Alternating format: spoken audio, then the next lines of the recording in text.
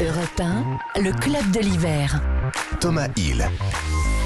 Le club de l'hiver avec Kairon, notre invité ce matin qui est en spectacle au Cirque d'hiver. On n'éteindra pas la lumière, c'est ce jeudi là, 30 décembre, vous pouvez y aller au Cirque d'hiver, 6 au 8 janvier et puis en mars et puis ensuite en tournée. Enfin, la personne ne s'arrête plus. Et c'est l'heure maintenant de notre invité média. Je devrais peut-être dire d'ailleurs des invités médias parce que je soupçonne fortement cette personne d'avoir un frère jumeau tant il est partout, en particulier cette semaine. On a un peu de mal à le suivre. Bonjour Stéphane Bern. Bonjour Thomas, bonjour à tous. Alors, on va détailler tous vos rendez-vous, mais alors rassurez-moi, vous avez eu le temps de prendre quelques jours de vacances pendant les fêtes quand même, Stéphane ? Oui, je suis parti me reposer la campagne, mais vous savez, on ne me sort que pour les fêtes, moi, donc... vous êtes un produit festif. Voilà, c'est un peu comme non, je devrais pas dire le foie gras parce qu'il va être interdit, non, mais un peu comme la bûche, si vous voulez. Ah, c'est ça. Donc, on me sort le 28 pour laissez-vous guider, le 31 pour la soirée au château de Chantilly, et le 1er pour mon escapade viennoise, et puis après, on me range. Et on me retrouvera dans l'année pour les secrets d'histoire. Voilà. Non, mais au-delà de la plaisanterie, c'est vrai qu'il y a une concentration là qui est un peu inhabituelle. Là, c'est vrai que vous êtes partout. On va prendre les choses dans l'ordre. D'abord, on vous retrouve déjà ce soir dans un nouveau numéro de Laissez-vous guider. Ça, c'est aux côtés de Laurent Deutsch. Et alors, ce soir, vous allez nous ramener 2000 ans en arrière, c'est ça, pendant la période gallo-romaine.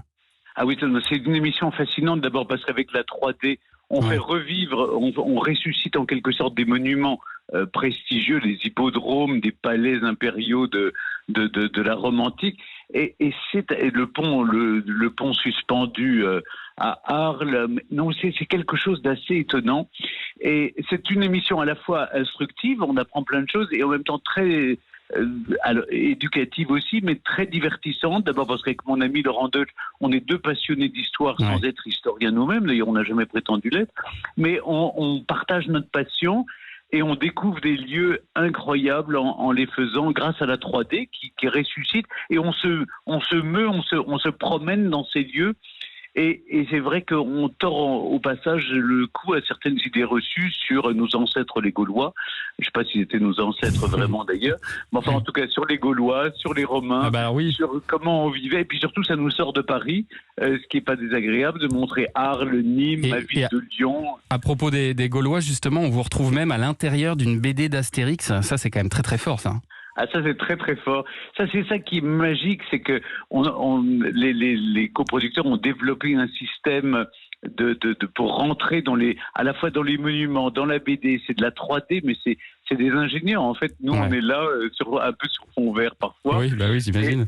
Et ils arrivent à faire de nous des choses incroyables, et on s'amuse follement parce qu'on voit à l'image où on est. Donc, vous voyez ce que ça va donner quand même, d'accord. On voit le résultat final, donc on s'amuse comme des fous.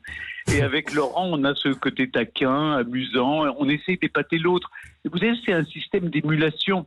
C'est-à-dire qu'on est deux bavards, on a envie l'un l'autre de s'épater. Donc c'est à celui qui en dira le plus ou qui racontera le plus d'anecdotes. Et alors il y a certaines étapes de l'émission qui vous amènent dans notre ancienne capitale, Lugdunum, Lyon aujourd'hui. C'est un peu un retour aux sources pour le Lyonnais que vous êtes. Et c'est surtout la première fois que vous quittez Paris pour le tournage de cette émission. C'était une volonté de votre part ? Ah oui, c'est pas que j'en ai marre de Paris, vous voyez, mais c'est au bout d'un moment, les gens vont dire non mais il y en a que pour Paris. La première émission de Laissez-vous guider, on avait tourné à Marseille aussi. Mais c'est vrai que depuis, on a fait le Paris de la Révolution, le Paris toutes sortes le Paris de Napoléon. Du Moyen-Âge. Du Moyen-Âge, exactement. Et j'avais plutôt envie qu'on quitte Paris. Et quand on parle de la France gallo-romaine, on est obligé d'être à Lyon, dans le théâtre antique, à Fourvière, mais aussi à Nîmes, Arles. Et donc, et puis la soirée va se prolonger avec le musée dédié à Vercingétorix à Gergovie. Donc, si vous voulez, c'est vraiment, on est dans ce que j'aime, c'est-à-dire en France, pas qu'à Paris. Moi, je suis pas parisien, j'ai pas l'âme d'un Parisien. Donc, même si vous y avez vécu pendant 50 ans, et vous avez dit, d'ailleurs, ça a fait pas mal de bruit, vous étiez même en une du Parisien, vous avez dit que vous quittiez Paris, que vous qualifiez de capitale poubelle, pour vous installer dans le Perche. Poubelle. Voilà, alors je suis installé dans le Perche, je n'avais pas dit vraiment que c'était une poubelle, j'ai reproché la saleté de la ville et puis surtout les dégradations patrimoniales et et surtout l'incivilité qui règne partout. Et je n'accusais personne, d'ailleurs, à part nous-mêmes. Mais je trouve que c'est vrai que j'aime, là je suis dans le Perche, voyez-vous, c'est calme. J'ai pas besoin de mettre de masse dans la mesure où il n'y a personne à 2 kilomètres à la ronde. donc, vous avez juste des poules, j'ai appris ça. Oui, j'ai des poules, j'ai une chèvre, j'ai des oies, j'ai mes chiens, j'ai des animaux.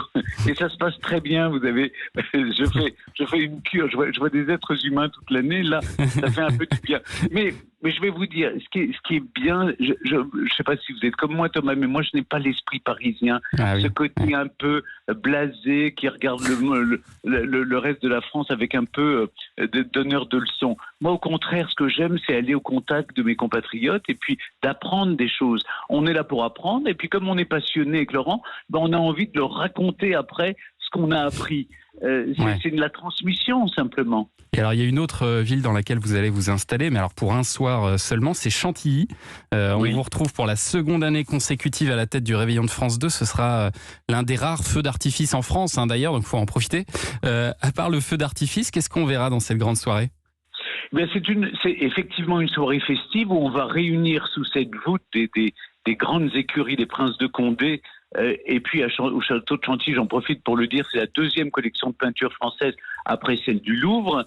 Eh bien, dans ce décor majestueux, on a toutes sortes d'artistes. À la fois la jeune génération, Clara Luciani, Benabar, Julien Doré, Zaz, Nolwenn Leroy, et puis des ténors, Pascal Obispo, Gérard Lenormand, Nicoletta, enfin des artistes plus que confirmés, et puis du cirque, les Bouglione, mais aussi les Grusses, le Paradis Latin, le Casino de Paris, le Moulin Rouge, le Lido, tous sont là pour une soirée absolument incroyable.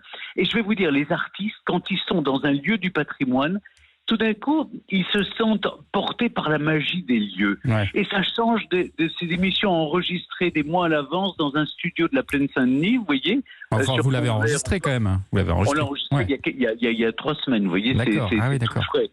Donc, on était déjà dans l'esprit de Noël. Quand même. Et si vous voulez, d'être dans un lieu magique, avec un vrai public, ça change quand même. Les artistes se sentent portés et j'avoue que la soirée est tout à fait magique. Et une émission en public, rien que pour ça, ça vaut le coup de venir voir. Vous avez une promo beaucoup trop longue, je suis désolé, parce que le lendemain, vous avez aussi Bon Baiser de Vienne à 14h. Ce sera après le concert du Nouvel An. Voilà, le concert du Nouvel An. Vous faites aussi de la fiction. Il y a Historiquement Vôtre sur Europe 1, bien sûr, votre émission tous les jours à 16h. Votre émission Patrimoine, des livres. Enfin, on aurait pu passer encore beaucoup de temps avec vous pour parler de tout ça. Mais le rendez-vous, c'est ce soir. Surtout. C'est ce soir. Laissez-vous guider à 21h sur France 2. Soyez là au rendez-vous parce que ça vaut vraiment le coup. C'est assez bluffant visuellement de regarder cette émission. Merci Stéphane d'avoir été avec nous ce matin. Merci Thomas, merci à tous et je vous souhaite tous mes vœux de bonne et heureuse année à tous les auditeurs et à vous. Bonne année aussi à vous aussi Stéphane, à très vite. Dans un instant, on vous a peut-être pas prévenu Kairon, mais on part tous en vacances avec vous. Ok. Allez, c'est parti, à tout de suite.